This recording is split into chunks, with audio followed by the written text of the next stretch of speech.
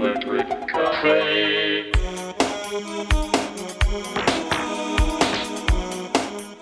Hey everybody, welcome back to Electric Cafe. In this video, I'll be reviewing OMD's third album called Architecture and Morality. And this is also the third time they've been featured on the channel. I'm actually going in order, reviewing all the OMD albums. And so, third album, third video. I gave their debut album a 62 out of 100. I also gave their sophomore album a 70 out of 100. I think that one's very good. But I have I'm not shy in saying, right away that this is kind of going into my favorite period of OMD, this particular album, and then also Dazzle Ships. Those are probably my two favorite albums. But there's, when I think of their discography, there's a couple albums I don't know. I haven't heard all of Liberator. I haven't heard of all of Sugar Tax, and I haven't heard their last one, Bauhaus Staircase. So those are three that I have outliers. But I feel when I think back about all the other albums that I do know, I think of Dazzle Ships and Architecture and Morality is my two favorites. You have to excuse me, I'm a little bit under the weather with a cold today, but I thought I'd do a video today since I'm feeling up to at least sitting up. I was sleeping in a lot, kind of trying to recover from probably staying out too much in the night air during Halloween. It got quite cold the last couple of days, and probably spent too much time outside celebrating Halloween, scaring kids and stuff like that with spooky music. That's always fun. But yeah, like this. So this is right at the start of my favorite period, and you can definitely hear the early influence, the early sound of their first couple albums, really fine tuning. But I feel like the most important thing of this album is it's the most, I guess, balance of sort of experimentalism and also pop and sort of blending the album. I feel like the album is like one cinematic adventure. It's a little bit over 37 minutes, and I feel like it's one of the most rewarding albums that OMD's done, especially if you listen to in a row. Like there's a lot of times where I play certain OMD albums, and they feel like pop song after pop song, or especially when you think of like Crush or even Junk Culture. But there's this album, especially this period, it seems like the band is kind of experimenting more with electronic music and all the different sounds and the wide array of equipment that they're using and sort of using those sounds and just experimenting a lot more. There's a lot of, I feel like, a lot more personality in their early stuff, and a lot more cinematic as well. And there's a beautiful balance of like rawness, early electronic music, kind of blending into they obviously do great pop music when you think about all the hits and all their strong singles, but this kind of period, it seems like the best of both, and I think it seems like most people will agree that these two albums are probably some of their best, if not their best, but just the early period,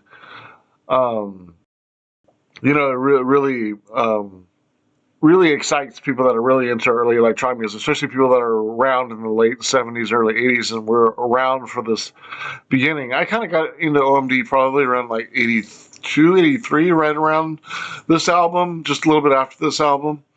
But my sisters used to always play OMD, but it was always kind of their popular stuff. So I didn't really get into OMD and find their albums till the early 90s.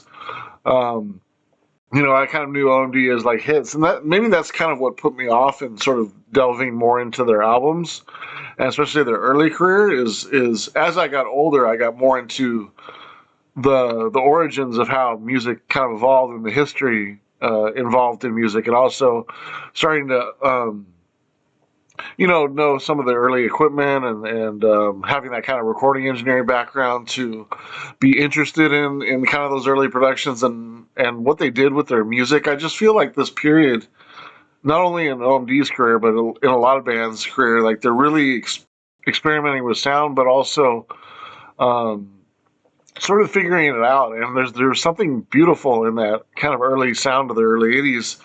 A lot of times when you have like this great example of of just these remnants of sounds and tones, and some are very um, they're not perfect sometimes. It's almost like that's a key.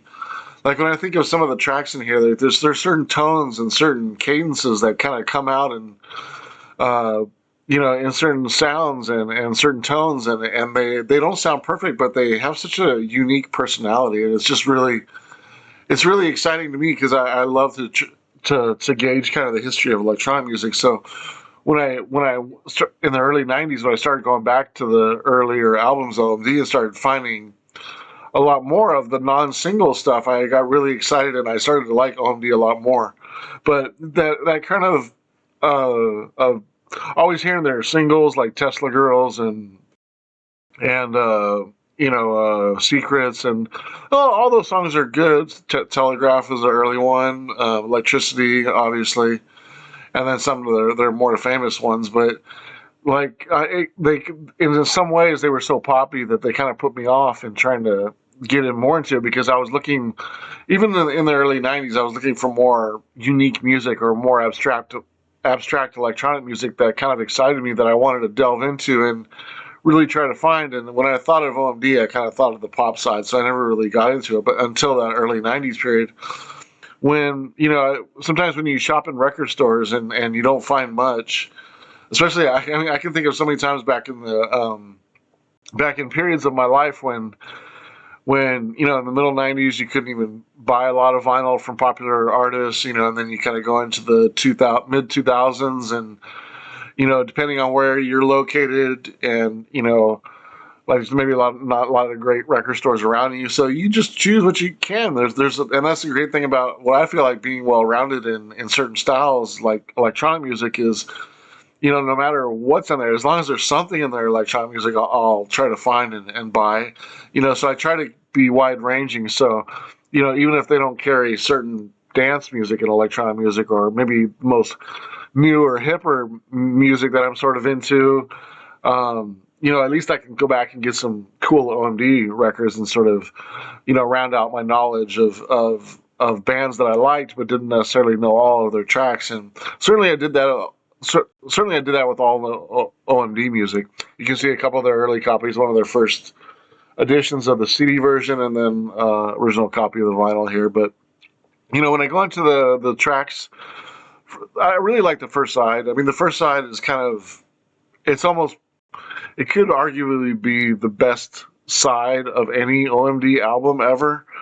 I mean, it starts off with the new Stone Age, just a sweeping synth, and it's slightly abrasive too, but it's also dramatic. And Andy McCluskey's voice in this particular song, he almost has like a little bit of a punk edge in here, or just at least angry, and so it kind of comes off like it's kind of like a post punk sound, and but just the deeper bass line that comes in, and it's such a cool change of pace, sort of when that bass line comes in, and then that what I talked about earlier, that certain tone just kind of coming in, and just like a tone, and it just kind of carries, and then the other stuff sort of fades out, and that tone kind of keeps going, and then the song ends, and it totally changes the mood of the track, and I just love that, because that's like the power of electronic music, and the power of like tones is it's just some ominous kind of tone just kind of comes up and almost sounds like a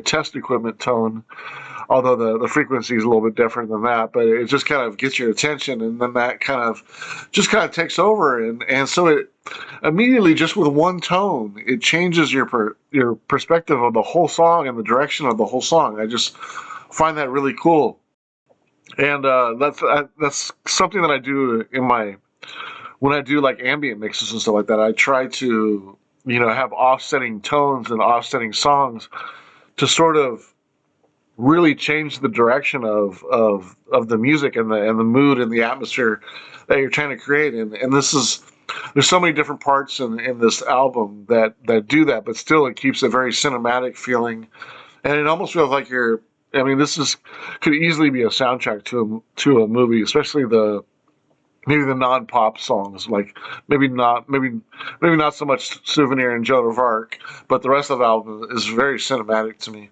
But that's kind of that balance of that cinematic kind of uh, album and experimental side and that pop side that I was talking about. Then it goes into She's Leaving, and this is a great example at kind of the arc of OMD. Just in two songs, you kind of go from that really kind of raw sounding experimental electronic rhythm section, and then you kind of um, go straight into a pretty straightforward, for the most part, pop kind of ballad song that's kind of him talking about love. And he talks a lot about love, like in his more poppy songs. But She's Leaving, is one of my favorites on the album. But you can see it goes from that into this, pop song. It's just like such, it just shows you the styles that they can do.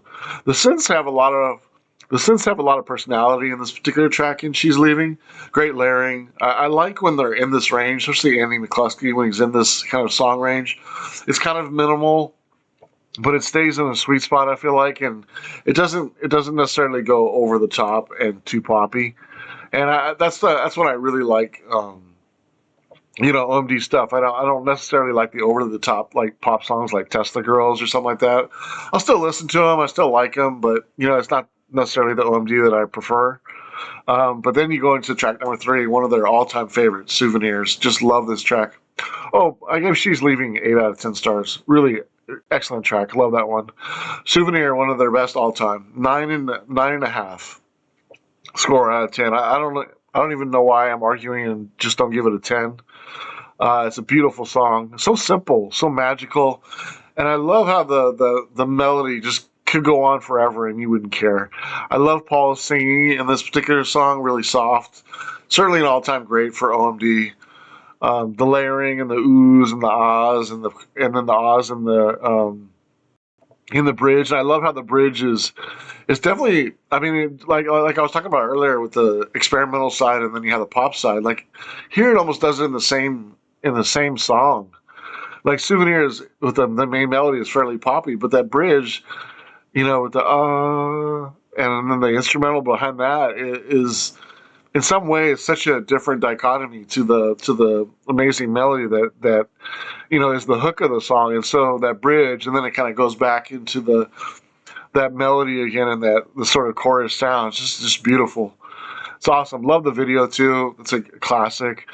It's hard to not put the song on repeat. Like I can't tell you how many times I put on the song, and I've played it over and over and over and over. It's just so perfect in so many ways. But just the simplicity is really great here. I just love it. And then it goes into my second favorite song of the album, Sealin'. It's such a sweeping song. Like the tones and the layering. It's kind of minimal in some ways, but it's sprawling. It feels very cinematic. It's pretty epic. I have to say it stays in the darker realm, which I really feel is important. It kind of stays in that somber mood with the chord changes, so that was really important in that particular song. I love that change. If it would have went a little bit more, maybe happier, it would have kind of lost me a little bit because I love the kind of somber feel in this particular track. It's just great. Even when the drums are fairly basic in here, they still have plenty of depth, and that's one thing that's kind of grown with them over their first 3 albums is sort of the engineering behind some of the albums, behind some of the sounds, and even though the drums are pretty basic, there's a good echo and sort of layer. I don't want to say layering, but it's a depth to the sounds that is a lot more so than the earlier album, especially when you get to like Dazzle Ships and stuff like that. But I love the Stark production on here, and this song feels like a sea shanty to me. Like I've said that before with OMD songs. There's certainly a couple tracks in here that feels like sea shanty. Architecture Morality sort of feels like that. Joan of Arc, Maid of Orleans, the second part of that feels like that. It has this kind of like metallic feel, and that probably lends itself to the Architecture Morality sort of the name. But there's a lot of times and then you think of the track called Sealand, right? It's called Sealand, but there's always like this metallic sound in the early OMD songs, and then there's like a lot of beautifulness around it, right? But then there's always like this kind of sea shanty feel, like, because it feels like a ballad. And when Andy McCluskey kind of sings in the kind of range that he is in the song, it feels very somber, and it feels, I wouldn't say like it's like ghost like the way he sings it, but it feels like he's, like singing on some kind of desert island, or like on some boat under the moon, just kind of singing, just like alone, and just this amazing kind of feeling of somberness. Like, there's such great tones in the electronic music. It just has this like metallic feel, but because it's such a ballad, it feels like this like early kind of like sea shanty that people would sing on a boat or something like that. It's just, and it kind of has that kind of like galvanizing feel where everybody feels like singing, um, singing along with it. It's really beautiful. And, it feels like a ballad to the sea. And then you think of the names called Sealand. At the end, I do sort of wish it kind of came back and went to more of a, there's around like 6 minutes and 50 seconds when it kind of fades out and that kind of tone comes. And you're thinking it's going to come back to that, maybe sort of culminate in a chorus, but it doesn't. I kind of wish it did that, but in the same way, it kind of stays in more the somber side, and then it kind of ends. And so that's kind of kind of goes with the theme of the song, because makes you feel like you're very alone, and again, very somber-ish. But it's just a beautiful song. 8.25 stars. My favorite, my second favorite song on the album. And then you go into the second half of the album. Starts off with Joan of Arc. I think it's a good song. I don't necessarily think the second half of the album is as good as the first album, but still it's very consistent, and definitely, um, in the sixes and sevens as far as like rating a song. If you like to see how I rate my songs and albums, just look down below. So I gave Joan of Arc, Maid of Orleans, the second part, 7 out of 10 stars. Then comes the Architecture and Morality. I do really like this song. There's not a lot going on, but it creates a nice kind of break in the album, and also it has a really nice kind of ambient uh, uh, sort of atmosphere to it.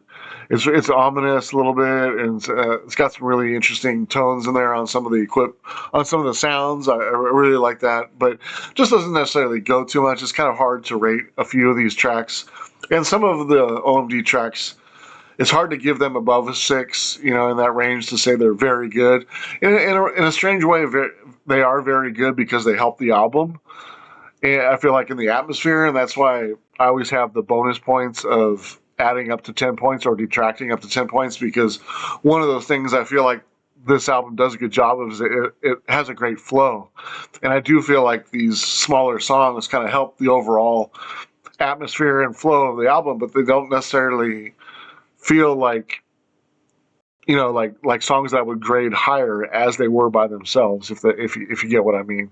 And that's why I have that particular extra element or extra thing to think about when I'm rating the albums, because there are some albums where the songs are really great, and there's songs where the song's good, songs maybe not as good, but maybe that one is not as good. It may not be to the level of that other one, but it's helping it in some ways, and it's kind of creating a flow, and that happens sometimes with 1, 2, 3 type minutes where they're kind of instrumentals, especially, and certainly Architecture and Morality helps the overall, I feel like, album. But necessarily, if I was to rate it by itself, it's hard to give like a higher than really a 6, or at the very most a 7.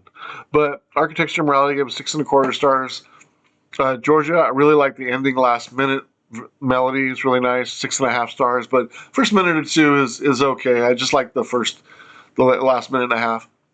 And then it ends with my favorite song on the side too, the beginning and the end. Just kind of, I think that adds the guitar in there is really nice. Works really well with the electronic music here.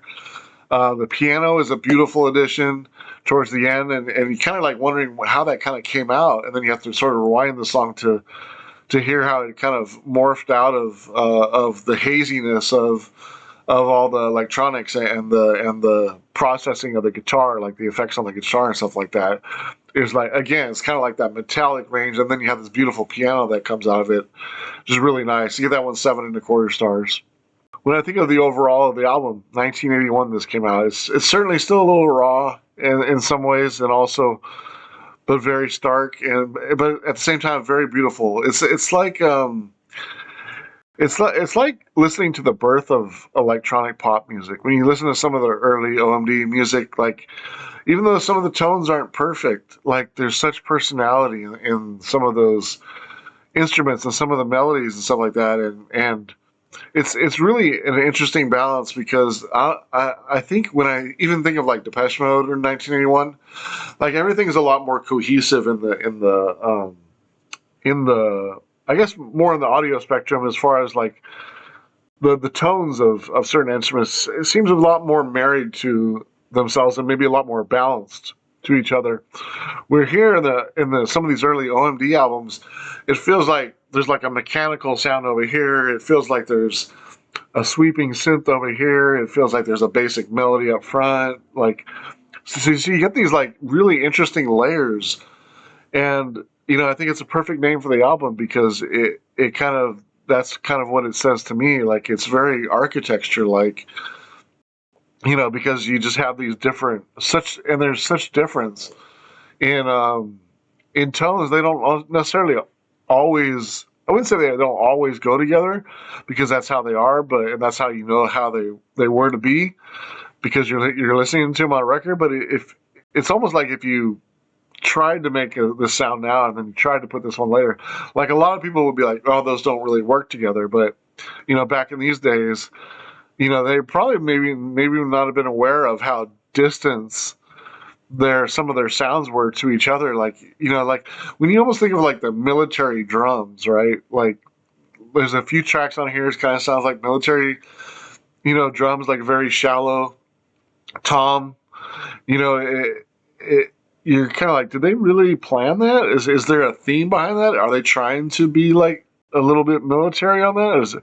Or is it just they kind of put a simple drum there and and this one particularly wasn't necessarily a electronic drum machine. They were doing it on an actual drum, and maybe that's a lot of the differences of the cadences between the electronic music and a real drum. But they're so far off from each other that they stick out in a really nice way. And it brings a lot of character to their music. And so again, it's like listening to pop music, electronic pop music, at the dawn of electronic music. And I mean, and that's kind of what it is, in a lot of ways. But when you think of like 10 to 15 years before this, and you think of like Switched on Bach and stuff like that came out, and they were so a lot of the early stuff, they were really trying to make that stuff sound like how they figured it should sound, like more real or more, and they were kind of going away from like, oh, this is too, this doesn't sound, they weren't looking for the experimental side. I guess that's what it was. But then you think of like 15 years later and them doing this, like you would think they would understand, or think it would be more sort of poppy, and also because they are sort of writing pop songs, but they don't, and they still have that kind of starkness and very rawness to a lot of the instruments, and it's just. I'm glad they did it like that. I think that's what lends to the timelessness of the music. I just don't know if they did that on purpose or not, or if that was something they thought of. But that would be, if there's any question I would ask them, it was really, would be how they really put instruments together and how that balance and how, because you think at the time, like you're playing with electronic music, right? So you're thinking very forward with it. These are new sounds. These are very exciting. Some of these sounds have never been heard before, and you're putting them into a song for the first time, and then you're using a basic drum. You know what I mean? Like you would think that you would just go full bore with electronic music and be like Kraftwerk or something, but no, they still have some. They still want to be sort of a band, and I don't know if they foresaw that as far as like the balance in the music aspect of that, or if they were just like, well, we're still a band, we still want to play live, so we still have to play a drum. You know what I mean? So I think it's more of that than what the opposite was, but it just kind of turned into that was a great decision all around because not only are you playing it, but it balances out the electronic music. It's just fantastic, and I think that's what makes it timeless for me.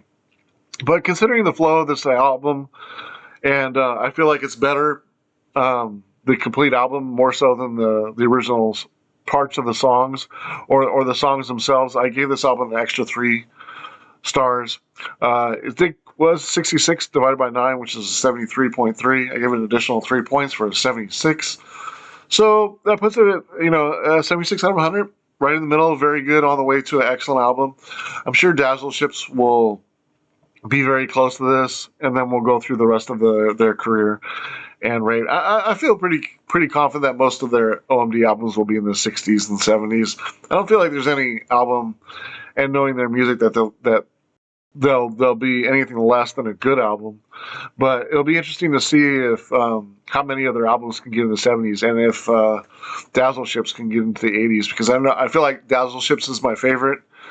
But, will it get into the 80s? We'll have to see, because that'll be the next one that I review. So that'll be the 4th video on OMD, and then we'll finish up in their career. But yeah, I do need to, just on a side note while I'm doing the OMD video, those first 2 albums I did on my old system where I was rating the songs 1 through 5 instead of rating them 1 through 10. So I do need to retouch up those particular 2 albums and put the songs into the 1 through 10 system that I changed to very, very earlier when I started this this channel. So I do need to change that, and I'll alter those. And so what I'll do before the next video is I'll alter those, and then they should be pretty much in the same range. But considering I'm going to be a little bit more accurate with the songs, and also revisit them once again, they might slightly be a little bit different. But I'll review that before I go into reviewing Junk Culture. Excuse me, Dazzle Ships. So yeah, that's my thoughts on OMD's Architecture and Morality. Interested to know what your thoughts are. What's your favorite OMD album? And, maybe what's your favorite 3 songs on this particular album? Mine are Souvenir, Sealand, and then She's Leaving. And then tied for 4th is the New Stone Age, and also the last song, The Beginning and the End. Love those tracks. So yeah, thanks for your time, and I really appreciate you spending some time with me and listen to my review on Architecture and Morality. We'll see you on the next video.